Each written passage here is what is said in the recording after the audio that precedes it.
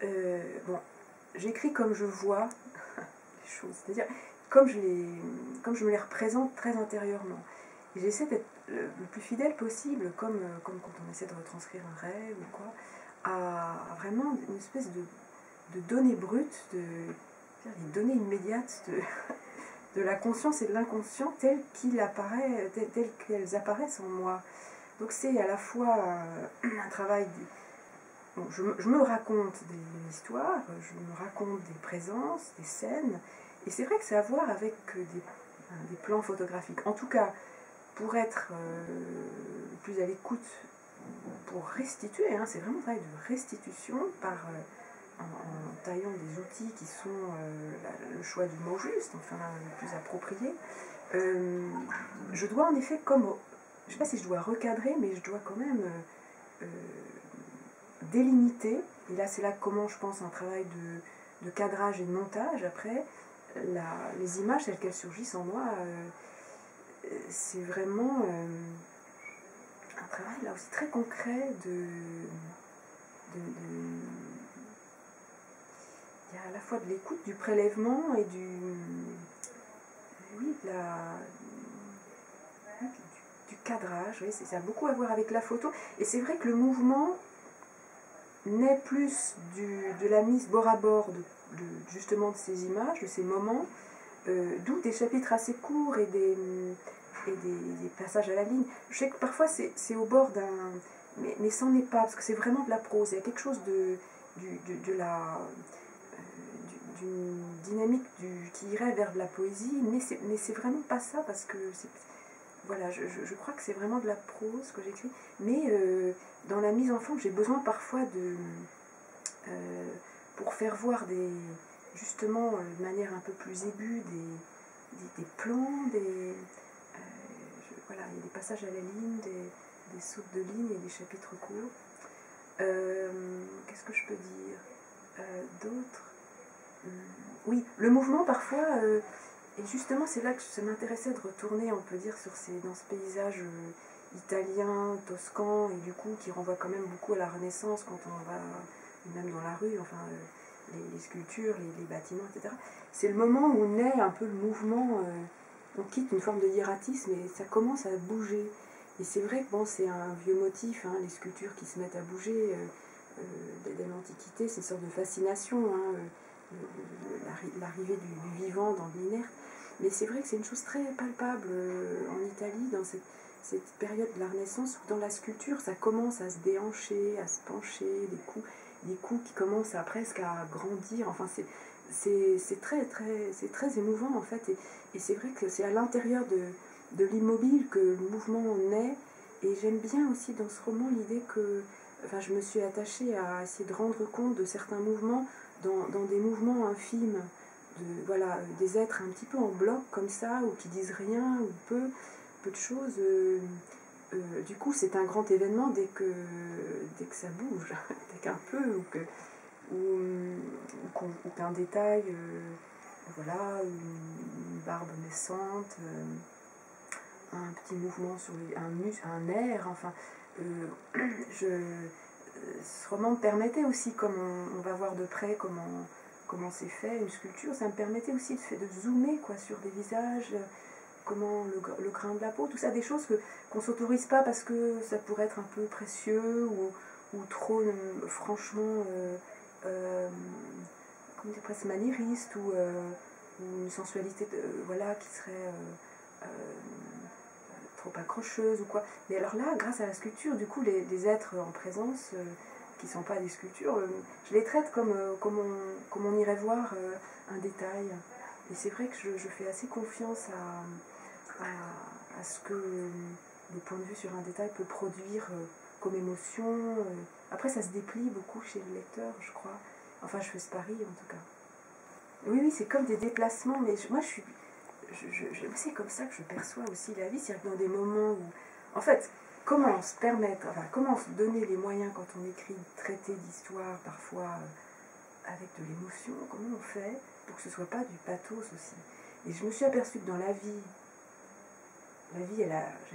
justement, il n'y a jamais de mauvais goût ou de trop de pâteau dans la vie. C'est, elle est, comment dire, il y a les émotions sont toujours, je dirais, mais juste, quoi.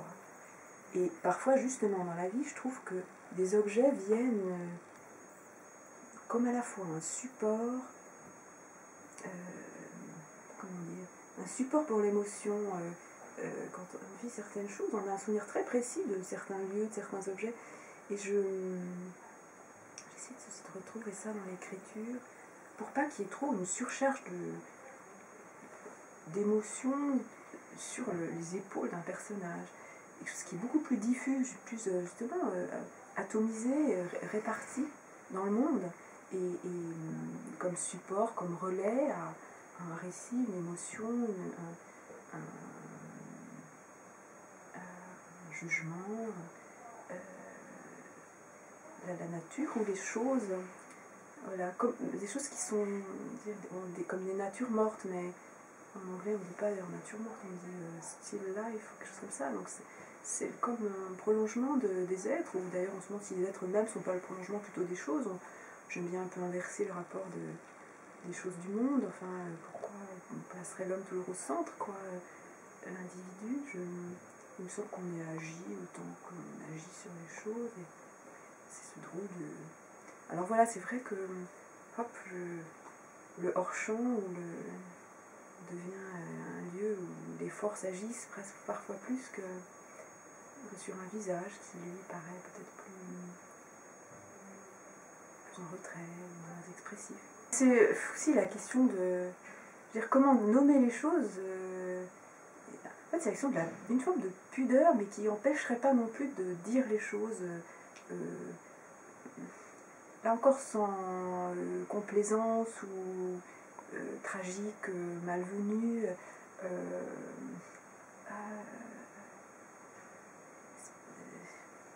Ça, je sais pas comment. Je ne veux pas m'empêcher. Voilà, je voulais pas. C'est difficile quand même, par exemple, en littérature, de parler de justement la condition de prisonnier. Voilà, l'idée que je me fais, ou les récits que j'ai pu lire, ou qu'on a pu me faire de la vie en prison, et qui, voilà, comment, en fait, c'est à travers parfois certains gestes très quotidiens. Par exemple, là, je crois qu'il y a un déplacement d'une table qui a une telle ou telle dimension, parce que vraiment, elle ne peut pas être plus grande que ça pour qu'on puisse être à deux dans un espace. Voilà, le fait de remettre tous les soirs cette table au même endroit, voilà, me semblait, ainsi que ce rêve, ou le fait que lors d'une nuit, un des deux prisonniers déplace du pied une boîte avec des dominos, voilà. Comment rendre compte d'une espèce de temporalité et d'état des corps par juste l'évocation d'un geste très précis, et voilà, je choisis voilà, je fais confiance au prélèvement comme ça d'une séquence qui n'est pas non plus symbolique, quoi, mais qui est suffisamment précise pour déployer, j'espère, chez le lecteur l'idée d'un monde et d'un quotidien très incarné, en fait. Voilà, c'est pas l'idée de la détention, ni une détention surdéterminée par des signes proliférants, pathétiques, quoi.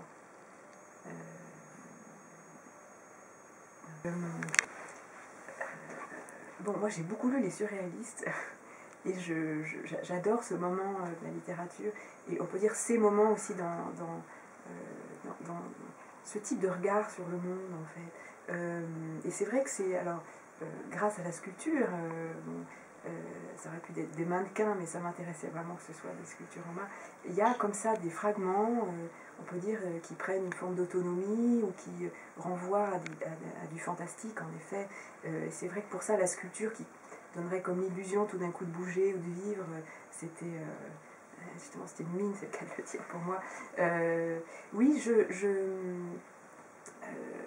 bien inviter, mais à dose infinitésimale, du surréel, enfin, à force de le regarder le réel, de toute façon, hein, on sait très bien qu'on est parfois au bord de choses hallucinatoires légèrement, ou de drôles de troubles, et ça aussi, ça permet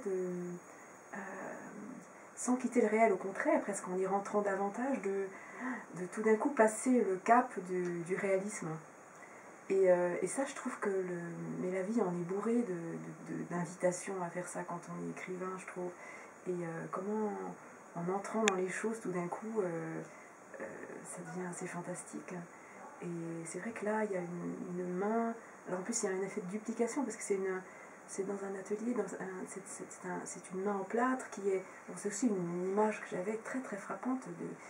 Dans les ateliers, il y a des compas pour reproduire à échelle. Voilà. Donc comment une petite main en plâtre avec les traces, l'empreinte du compas peut être reproduite en plus grand et en pierre, mais qui est encore à l'état d'ébauche, donc non fini. Donc il y a aussi tout cet imaginaire du non fini qui me fascine complètement. Et bon, ça, chez Rodin, chez des gens comme ça, c'est absolument fascinant. Et quand on essaie d'écrire sur la sculpture, on ne peut pas s'empêcher de penser à ce non fini qui est si suggestif. Et ce détail renvoie à un passé italien d'un ancêtre, voilà, héros du Risorgimento, un soldat qui s'est blessé avec de la poudre. Et tout d'un coup, ça ouvre un monde. Et c'est vrai que, alors je ne sais pas si c'est fantastique, mais il y a quelque chose dans une sorte d'hyper-réalisme, tout d'un coup, qui bascule dans autre chose et qui peut en effet faire naître le sentiment tout d'un coup du fantastique.